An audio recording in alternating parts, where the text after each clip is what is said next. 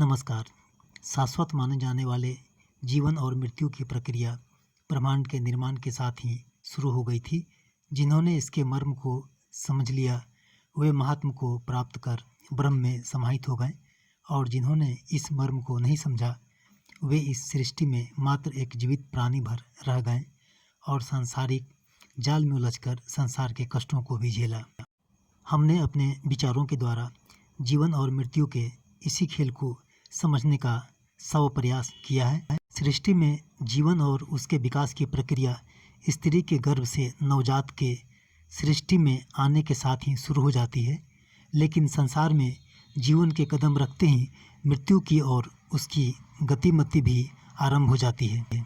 समय के साथ साथ उसकी उम्र बढ़ती है और वह नवजात शिशु युवक युवती का रूप धारण कर लेता है, और यहीं से उसके सांसारिक उलझनों जैसे धर्म, अर्थ, काम, क्रोध, माया, मोह, अहंकार, जात पात, ईर्ष्या, द्वेष, नफरत, स्वार्थ आदि में उलझने की प्रक्रिया भी शुरू हो जाती है। युवा युवती होने पर वे विवाह बंधन में बंधते हैं।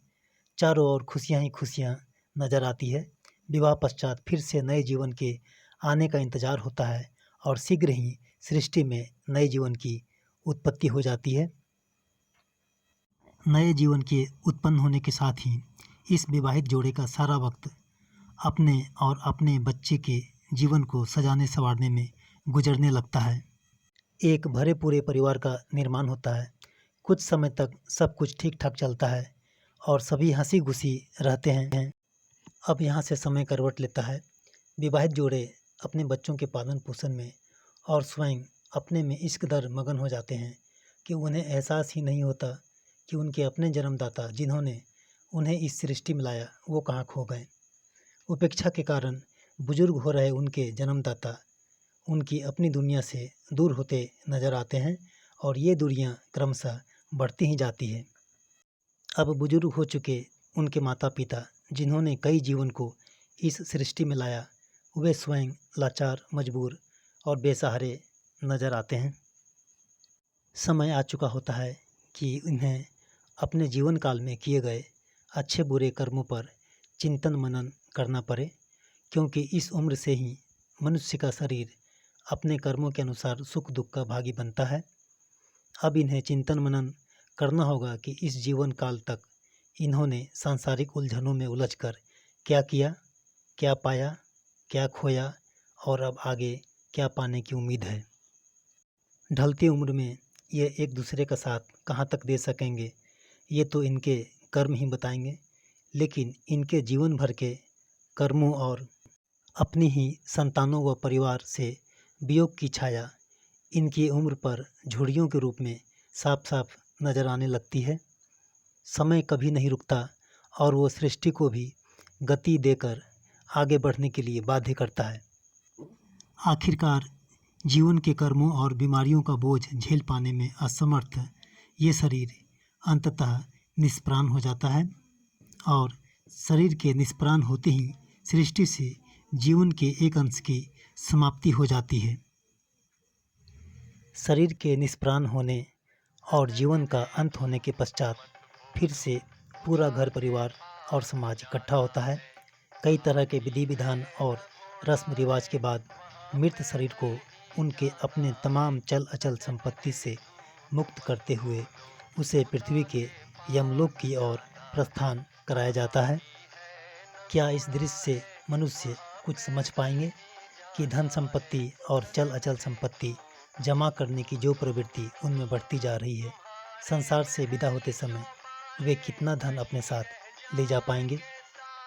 यहाँ लोग मृत शरीर के कर्मों की समालोचना करते नजर आते हैं, लेकिन वे नहीं जानते कि ब्रह्मांड से एक विशालकाय आँखें सभी के कर्मों पर नज़र रखे हुए है और सभी को एक दिन इसी पथ से गुजरना होगा। अब इस स्मृत शरीर को पृथ्वी के यमलोक अर्थात मोक्ष द्वार में प्रवेश कराया गया है। जीवन का तो अंत हो गया है, लेकिन मृत शरीर के विनाश की प्रक्रिया यहाँ पूरी की जाएगी, अर्थात मिट्टी से निर्मित शरीर को अग्नि में प्रवेश कराकर उसे पुनः मिट्टी में तब्दील कर दिया जाएगा। तभी इस जीवन अंश को मोक्ष की प्राप्ति होगी। पृथ्वी के यमलोक अर्थात मोक्ष द्वार की दुनिया भी बड़ी अजीब है। यहाँ कोई आना नहीं चाहता, लेकिन सृष्टि का विधान है कि यहाँ या तो जीवित या फिर मृत अवस्था में आना ही पड़ता है।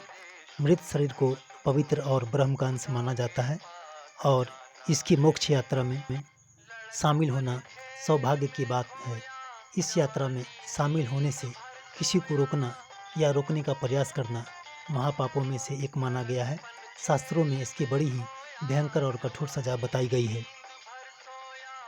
यहाँ भी इस मृत शरीर के साथ कई तरह के विधि विधान किए जाएंगे ताकि अग्नि में प्रवेश करने के पश्चात इनकी आत्मा सांसारिक बंधनों से मुक्त होकर ब्रह्मांड और ब्रह्म में विलीन हो सके।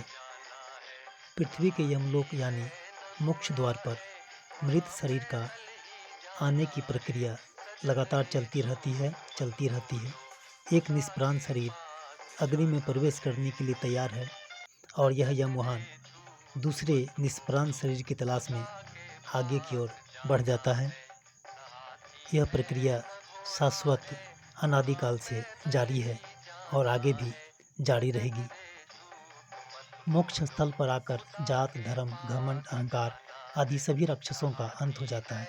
यहाँ सभी लोग धर्म की ही बातें करते नजर आते हैं, जैसे कि उन्होंने सत्य का ज्ञान प्राप्त कर लिया हो, लेकिन यहाँ से वापस जाते ही वे फिर से जात पात, धर्म, क्रोध और अहंकार, अन्याय और अत्याचार में लिप्त हो जाते हैं। विधि विधान और रस्म रिवाजों को पूरा करने के पश्चात मृत शरीर को अग्निदेव के हवाले कर दिया जाता है, क्योंकि किसी भी पदार्थ को उस पदार्थ से मिट्टी अर्थात ब्रह्मांड के कण में बदलने की शक्ति सिर्फ अग्निदेव के पास ही है, ऐसा शास्त्रों में कहा गया है।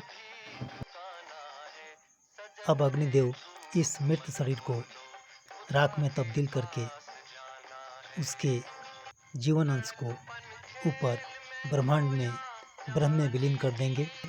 यह ब्रह्म अंश फिर से ब्रह्मांड का हिस्सा बन जाएगा और नए जीवन की उत्पत्ति के समय यही अंश फिर से पृथ्वी पर वापस आएगा, ऐसा शास्त्रों में कहा गया है।